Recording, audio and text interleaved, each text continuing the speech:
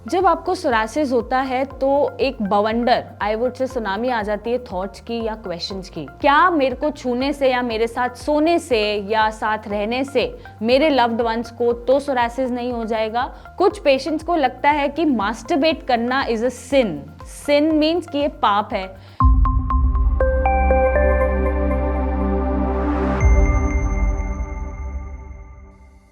जब आपको सोरासिस होता है तो एक बवंडर आई वुड से सुनामी आ जाती है थॉट्स की या क्वेश्चंस की, और उसमें से एक क्वेश्चन ये होता है कि क्या मैं अपने पार्टनर के साथ या स्पाउस के साथ फिजिकल कांटेक्ट बना सकता हूँ या बना सकती हूँ? क्या मेरे को छूने से या मेरे साथ सोने से या साथ रहने से मेरे लव्ड वंस को तो सोरासिस नहीं हो जाएगा? और ऐसे में मुझे क्या करना चाहिए? आज इन्हीं सवालों का जवाब देने में आपके पास आई हूँ। अगर आपको सोरासिस है और वो बहुत ज़्यादा सिवियर नहीं है और आप कंफर्ट जोन में हैं, मतलब आप इतने पेन में नहीं हैं और आप बर्दाश्त कर पा रहे हैं या इरिटेट नहीं हो रहे हैं, तो ऑब्वियसली आप कॉन्टैक्ट बना सकते हैं, चाहे वो सामने पार्टनर फीमेल है या फीमेल्स के लिए मेल्स हैं, क्योंकि कॉन्टैक्ट बनाने से सोरासिस नहीं फैलेगा और आपकी मैरिड लाइफ हैम्पर नहीं होगी। क्योंकि कई लोगों का मैंने डिवोर्स होते हुए भी देखा है ड्यू टू दिस डिसीज़। तो इस डिसीज़ में आप एब्सोल्युटली अपने पार्टनर को नॉर्मल ट्रीट करें, उन्हें नॉर्मल बिहेवियर दें और उनका जितना साथ आप देंगे उतना ही वो जल्दी रिकवर करेंगे। और अगर पेशेंट कंफर्ट जोन में है, पेशेंट को कोई बहुत सिवियर सिम्टम्स नहीं है, दर्द में नहीं है, तो ऑब्वियसली वो कॉन्टैक्ट बना सकते हैं। ना ही सोरासिस फैलेगा, ना ही सोरासिस बढ़ेगा। और हो सकता है कि जो आपके रिलेशन में डिस्टेंसेस आ रहे हैं या दूरी आ रही है, जो सपोर्ट नहीं मिल पा रहा है, वो आप फील करें और सोरासिस की रिकवरी बढ़ जाए। नेक्स्ट अप, कुछ पेशेंट्स को लगता है कि मास्टरबेट करना is a sin. Sin means कि ये पाप है, चाहे शादी हुई है चाहे नहीं हुई है, बट हम मास्टरबेट करेंगे तो ये सिन है। But let me tell you medically, अगर आप सोरासिस पेशेंट होते हुए भी, चाहे आप सोरासिस पेशेंट नहीं भी हैं, और अगर आप एक लिमिटेड टाइम ड्यूरेशन में लिमिटेड फ्रीक्वेंसी के साथ मास्टरबेट करते हैं, तो दिस इज एब्सोल्युटली नॉर्मल।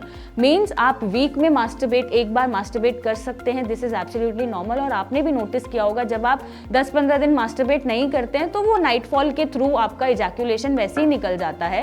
तो मास्टरबेशन ज्यादा करने से भी सोरासिस बढ़ सकता है, और अगर नहीं भी करेंगे तो भी सोरासिस बढ़ सकता है। द रीजन बीइंग, जब आप मास्टरबेट नहीं कर रहे हैं और सारा एक्यूमुलेशन हो रहा है सीमेन का विद स्पर्म, तो वो आपकी बॉडी में हीट डेवलप करता है और हार्मोन्स को छेड़ना शुरू कर देता है या डिस्टर्ब करना शुरू कर देता है, जिसकी वजह से आपकी बॉडी में पित्त बढ़ जाता है या हीट बढ़ जाता है, अगर मैं आम भाषा में बात करूं, और वो आपके पैचेस को बढ़ा देता है या सोरासिस को बढ़ा देता है, या अगर ठीक हो रहे होते हैं तो वो 5-10% फिर से रिलैप्स कर जाते हैं। तो ये पाप नहीं है, मेडिकली ये बहुत नॉर्मल चीज़ है, ये नॉर्मल बायोलॉजिकल फिनोमिना है कि जब भी आपको बट मैं ये नहीं बोलूँगी कि आप एक्सेसिव मास्टरबेशन कर सकते हैं। एक्सेसिव मास्टरबेशन करने से भी आपकी बीमारी में थोड़ा एग्रावेशन आ सकता है या बीमारी बढ़ सकती है। But yes, on a normal grounds आप वीक में एक बार मास्टरबेट कर लेंगे या कर रहे हैं तो उससे कोई प्रॉब्लम नहीं है, आप कर सकते हैं। और अपने सप्रेशंस नहीं देने हैं आपको, क्योंकि आप अगर मास्टरबेट नहीं करते हैं या कॉन्टैक्ट नहीं बनाते और इजैक्यूलेशन नहीं होता है,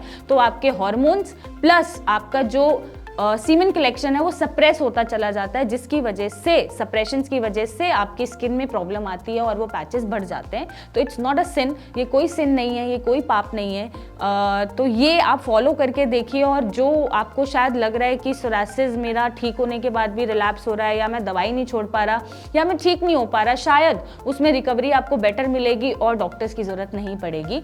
तो ये मिथ्स निकाल दीजिए अपने दिमाग से, ये बातें निकाल दीजिए, थॉट्स निकाल दीजिए, क्योंकि आज शायद मैंने इतना ओपनली आपको समझाने की कोशिश की, एंड आई होप ये आपको कहीं ना कहीं आपके जो सप्रेस्ड हॉर्मोन्स हैं या सप्रेस्ड फीलिंग्स हैं उनको ठीक करने में हेल्प करेगा और आपके सोरासिस को ठीक करने में हेल्प करेगा। और कोई भी चीज़ है जिसका जवाब शायद आप डॉक्टर से नहीं ले पा रहे या अपने ट्रीटमेंट के दौरान नहीं ले पा रहे, आप हमें कमेंट करके पूछ सकते हैं। और अगर सोरासिस ठीक नहीं कर पा रहे तो आप हमें कॉन्टैक्ट करिए, नीचे फॉर्म देते हैं हम, उसमें आप फिल कर सकते हैं क्वेश्चन के आंसर्स और एक सही इलाज पा सकते हैं।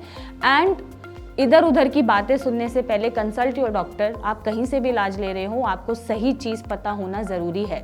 तो आप खुश रहिए, और ये जो एक दिमाग में चल रहा है कि ये पाप होता है, तो दिस इज़ नॉट अ सिन, क्योंकि मैंने पेशेंट भी एनकाउंटर करे हैं जिन्हें लगता है कि ये पाप होता है, बट नहीं, इसके पीछे ये एक पैथोलॉजिकल या पैथोजेनेसिस हो सकती है सोरासिस बढ़ने की या रिलैप्स होने की।